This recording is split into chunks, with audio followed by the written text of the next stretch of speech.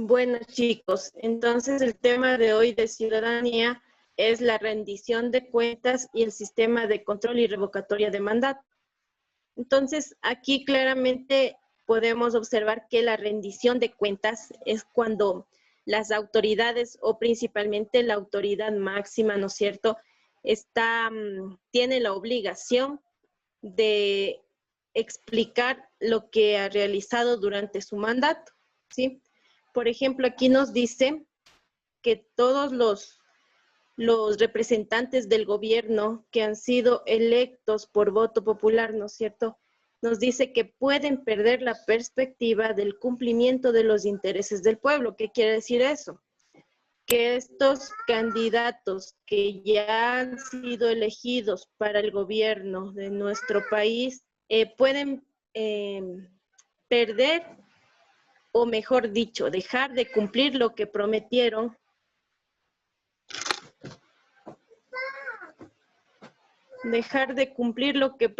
durante su campaña política, ¿no es cierto? ¿Esto qué ocasiona? Esto ocasiona principalmente descontento en el pueblo, ¿no es cierto? Es decir, todos los mandantes, o sea, el pueblo, reclaman que se cumpla lo que ofrecieron. Aquí nos dice luego, esto ocurre cuando priman sus intereses personales, hay debilidad en los principios ideológicos o son tentados por privilegios. ¿Qué quiere decir? Que los políticos ya se olvidaron de que el pueblo fue el que los eligió, ¿sí? Y simplemente se fijan en sus propios intereses y también en los intereses de la gente que está a la par con ellos, ¿no es cierto?, realizando los hechos de corrupción, porque una sola persona no es la que comete los hechos de corrupción, siempre tiene a otras personas que son las que están encubriendo también lo que sucede, ¿sí? Aquí nos dice también que esta situación ha sido común en Latinoamérica y se ha expresado en múltiples hechos de corrupción. Como ustedes pueden observar, chicos, en las noticias, en diferentes países latinoamericanos se ha observado hechos de corrupción, ¿no es cierto? Más claro es el ejemplo que está sucediendo en Venezuela. Y también, ¿por qué no decir lo que está sucediendo en nuestro país, ¿no es cierto? Tantos préstamos, miles de millones que ingresan a nuestro país. Sí, tanto despilfarro que está realizando el gobierno. ¿Por qué? Porque no sabe administrar, ¿no es cierto?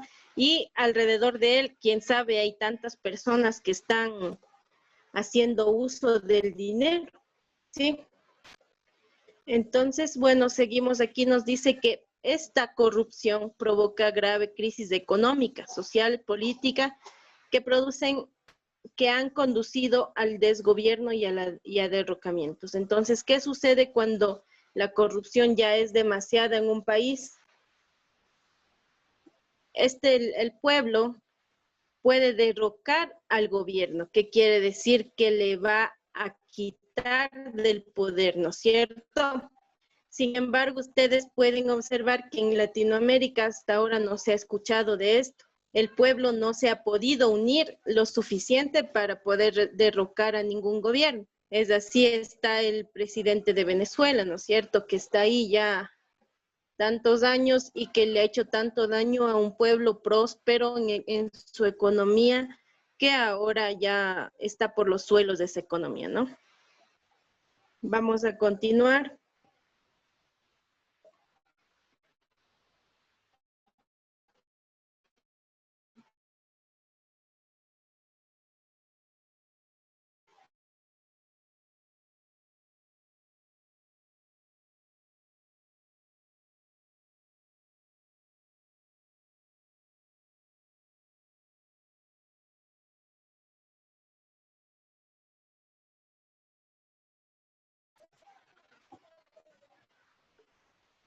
¿Está? ¿No está? A ver, Kevin Espinosa, por favor.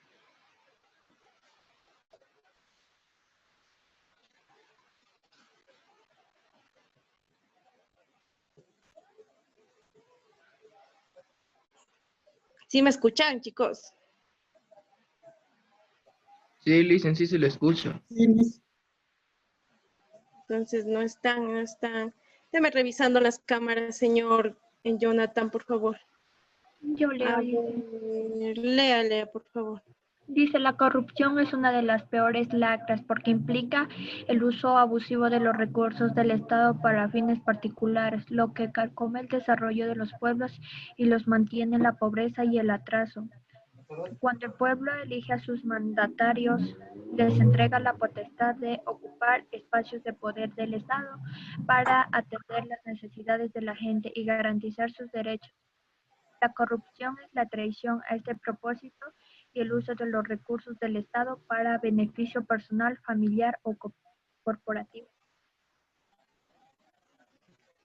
Ya, muy bien.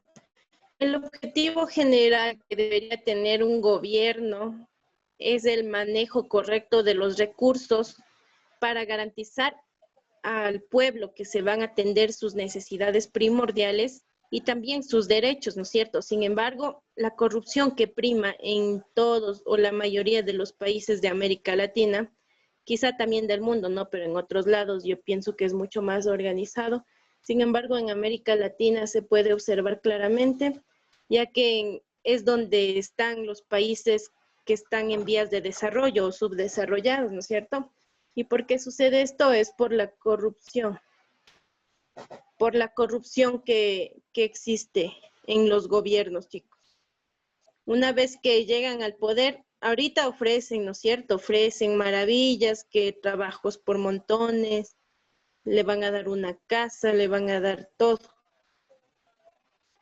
Sin embargo, cuando llegan al poder, ¿qué prima en ellos? Prima sus propias necesidades. Sí, ellos más se van a fijar en, yo qué sé, los empresarios, que los empresarios ganen, pero que los empleados no ganen mucho, pierdan sus derechos, etcétera, ¿no es cierto? Entonces, ¿a quiénes afectan? A la mayoría del pueblo, sí, chicos. ¿Y esto qué hace? Que la pobreza y el atraso o el subdesarrollo esté en nuestros países, ¿no es cierto? ¿Por qué? Por la falta de administración de estas personas que nos gobiernan y que nosotros mismos los elegimos, claro está, ¿no? Bueno, vamos a continuar. Ya, a ver, ley orgánica, a ver, va a leer, por favor. Señor Dylan Tipan. Ley Orgánica de la Función de Transparencia y Control Social, artículo 4, objetivo de la Función de Transparencia y Control Social. Eh,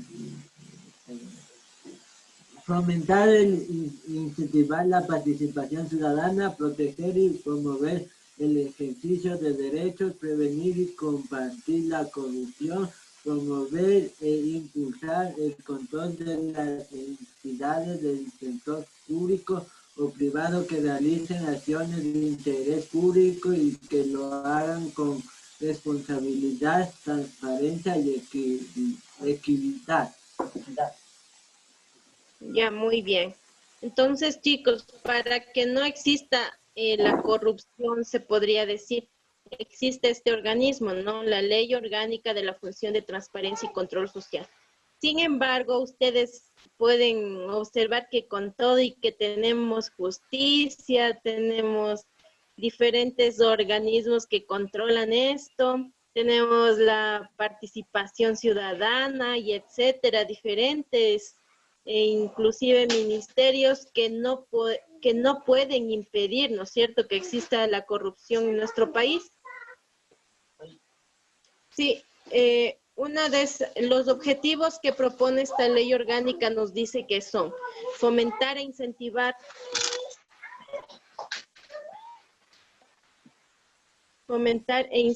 la participación ciudadana, proteger y promover el ejercicio de derechos, prevenir y combatir la corrupción, promover e impulsar el control de las entidades del sector público o privado.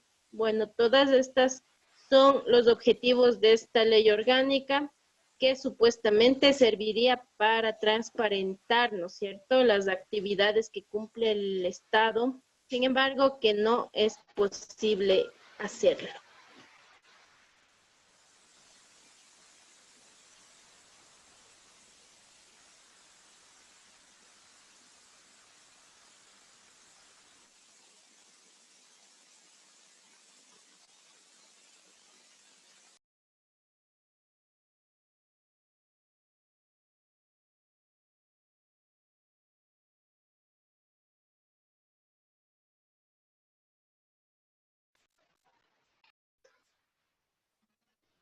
Ya como les iba entonces diciendo, tiene que ver la rendición de cuentas, es una parte de la democracia, porque dice que según esta rendición de cuentas nos garantiza que haya una buena gobernabilidad en el país, ¿no es cierto?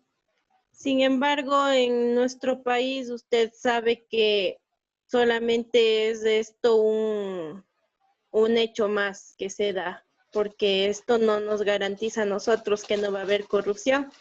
Siempre que se termina un gobierno se destapan un montón de nuevas cosas que ha cometido, nuevos juicios, luego le liberan, como el Abdalá Bucaram, que ha sido libre, pobrecito, le han atacado de gana, ¿no es cierto? Entonces esas cosas, chicos, son cosas que lamentablemente suceden en nuestro país, a pesar de que existen organismos que deberían garantizar que se dé un gobierno democrático sin corrupción, ¿no es cierto? Pero no sucede de esa manera. Ya, bueno, chicos, este ha sido el primer tema de continuar.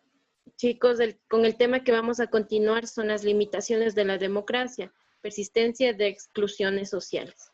Entonces, aquí nos dice que existe una exclusión cuando hay una marginación de una persona o un grupo social, exclusión que puede ser económica, social, cultural, religiosa, es decir, que ciertas personas no pueden alcanzar a satisfacer todas sus necesidades, ¿no es cierto? Y este nos dice que la exclusión puede ser económica, puede ser social, cultural, religiosa, étnica, etc. Sí, y en nuestro país claramente existe exclusión, ¿no es cierto?, social. Y aquí nos habla principalmente, nos dice, sin embargo, en la realidad grandes sectores sociales se encuentran en situación de pobreza, abandono, discriminación, analfabetismo e insalubridad, factores que determinan su exclusión social. Entonces, para que una sociedad sea democrática, debe existir igualdad de condiciones, ¿no es cierto? Sin embargo, según este principio, en nuestro país, ¿será que existe la democracia o tenemos todavía exclusión? A ver, me va a contestar señor Steven Párraga.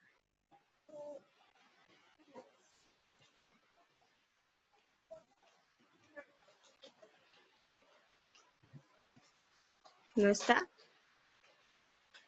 A ver, voy con el señor Alcíbar. ¿Sí tiene micrófono, Alcíbar?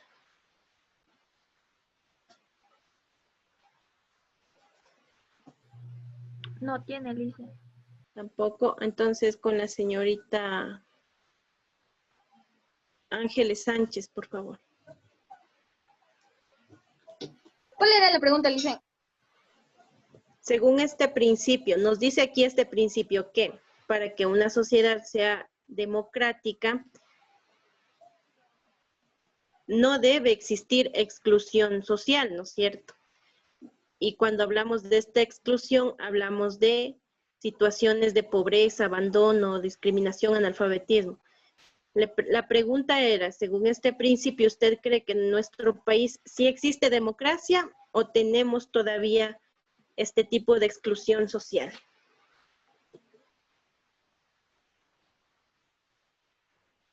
Sí hay democracia, O sea, en nuestro país tenemos absoluta igualdad.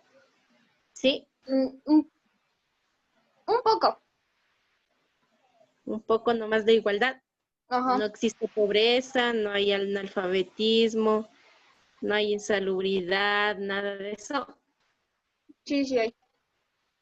Listen, sí existe exclusión social. Entonces, ¿qué hace? Muy bien, tenemos en nuestro país exclusión social en todas las 24 provincias y en las 4 regiones, ¿no es cierto? No contamos con una democracia. Aquí nos dice que la principal barrera para que exista la democracia es la exclusión social. Y ya conocemos que exclusión social corresponde a las situaciones de pobreza, abandono, todo eso.